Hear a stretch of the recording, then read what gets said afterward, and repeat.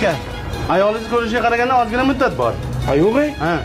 Men nima qilaman unda? Siz men telefon raqamimni yozib oling. Qog'ozga yozib olaman. Ertalab soat 8larda xabar olsangiz, yangiliklar bo'lsa aytaman. Nechi?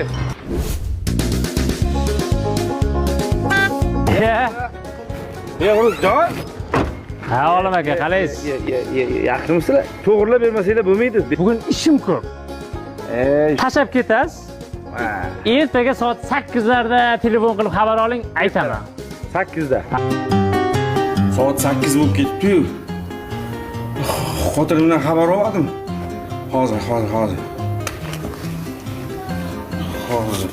Ha, mana.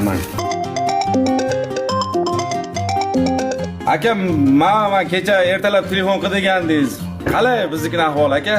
Aka, oldidan rosa solgan ekansiz-ku. Ha, o'zi el qatori bo'lganda aka, o'zi ahvoli qalay?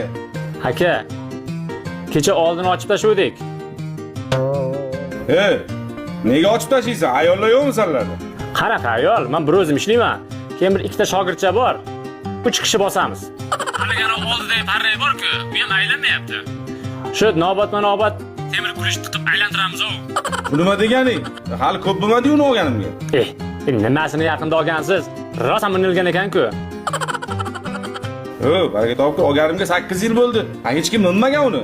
Ha, endi aka, siz minmagan bo'lsangiz, qo'ni-qo'shni mingandir, bir o'rtoqlaringiz mingandir. Og'zingga qarab gapir, qo'pollashma lekin, Aka, kraska ham o'ziniki emas. Qo'porib ketganmi? Tagi chirib, oldidan suv oqyapti. Sen meni nervimni buzma bola, kalla bormi o'zi? Kalla bo'lmasa shu ishlarni qilarmidik? Kecha orqasini ochib qo'ygandik. Faqat gaz qo'yib yuboryapti. Sendan so'rayapman, nima qo'yib yuboryapti orqadan? Aka, gapni eshiting. Bu meni xotinim-ku bu. Qanaqa xotin? Qayeri o'zi bu? Avtoservisdagi ustaman. Behruz? Aylanamiz, surgulamiz, gaplasholmaymiz.